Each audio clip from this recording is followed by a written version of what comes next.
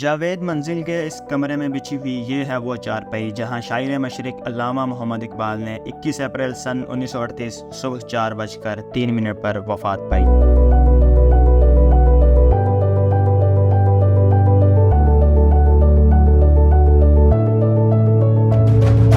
علامہ Iqbal museum Lahore railway station سے جنوب کی طرف صرف 1 کلومیٹر کے فاصلے پر واقع ہے۔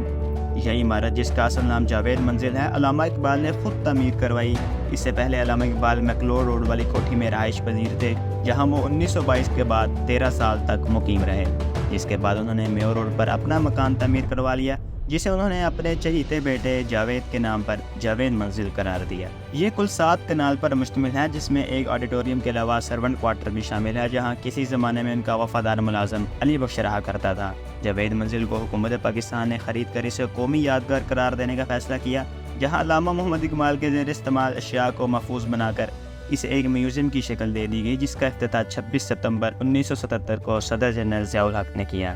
میوزیم کے لیے ان کے بیٹے ڈاکٹر جاوید اقبال نے بیشتر اشیاء فراہم کی۔ میوزیم ہفتے میں 6 دن وزٹرز کے لیے صبح 9 سے شام 4 بجے تک کھلا رہتا ہے جس میں دوپہر 12 سے 2 بجے تک کی بریک بھی شامل ہے۔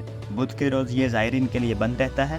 میوزیم میں داخلے کا کوئی ٹکٹ نہیں اور شاید یہی وجہ ہے کہ یہاں وزٹرز کی تعداد بے حد کم دکھائی دیتی ہے۔ میوزیم چھوٹے چھوٹے کل 7 کمروں پر مشتمل ہے جن میں سے 4 میں علامہ اقبال کے اہل خانہ کی تصاویر، ان کے حاصل کردہ ڈگریز اور سرٹیفکیٹس اور ان کے خطوط اور نظموں کے عکس موجود ہیں۔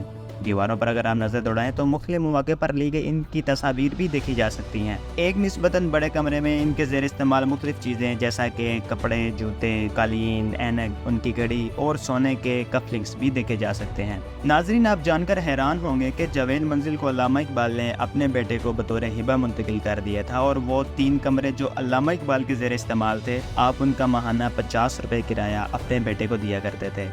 یہ وہ کمرہ ہے جہاں علامہ اقبال نے وفات پائی۔ اس کے ساتھ ہی ڈرائنگ روم ہے جہاں قائد اعظم محمد علی جناح اور فاطمہ جناح سمیت کئی ایک مشاہیر نے علامہ اقبال سے ملاقات کی۔ ناظرین، ہندوستان کے اس عالی دماغ کی یہ یادگار اپنی اس پذیرائی اور توجہ کی طلبگار ہے جو کسی بھی فکری طور پر صحت مند معاشرے کے لوگ اپنے بڑوں کے لیے اپنے دل میں رکھتے ہیں۔ اگر آپ جاوید منزل جانے کا ارادہ رکھتے ہیں یا اسے پہلے ہی دیکھ چکے ہیں تو اپنے خیالات کو لاہور ٹوڈے کے ساتھ ضرور شیئر کریں کیونکہ لاہور ٹوڈے ہے زندہ دلوں کی آواز۔